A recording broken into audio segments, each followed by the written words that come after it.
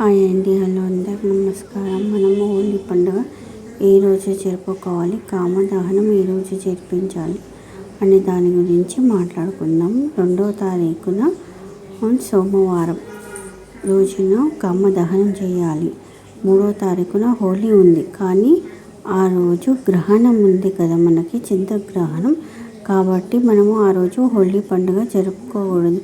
చంద్రుడి వద్ద గురి అయి ఉంటాడు కాబట్టి ఈరోజు పండుగ నిర్వహించుకోవడం శాస్త్ర ప్రకారం నిషిద్ధం.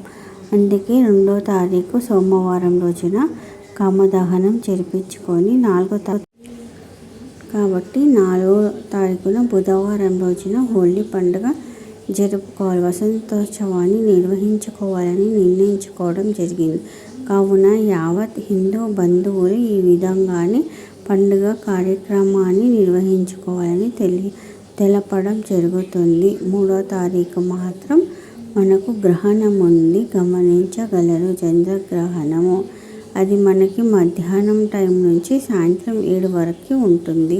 ఆ గ్రహణ టైము ఏం చేయాలో అది మీకు వీడియోలో క్లుప్తంగా నేను ఇంకోటి పెడతాను. ఇదైతే మీరు పాటించగలరని మనవి చేస్తున్నాను. వేరే వాళ్ళకు కూడా షేర్ చేయండి ఫ్రెండ్స్. ఎందుకంటే 3వ తారీఖు మళ్ళీ వాళ్ళు పండుగ జరుపుకుంటే చంద్రగ్రహణం కాబట్టి సూర్యుడి ఆగ్రహానికి గురి అవుతారు. కాబట్టి రేపు ఎట్టి పరిస్థితుల్లో హోలీ పండుగ జరుపుకోకూడదు. Please share, subscribe, like.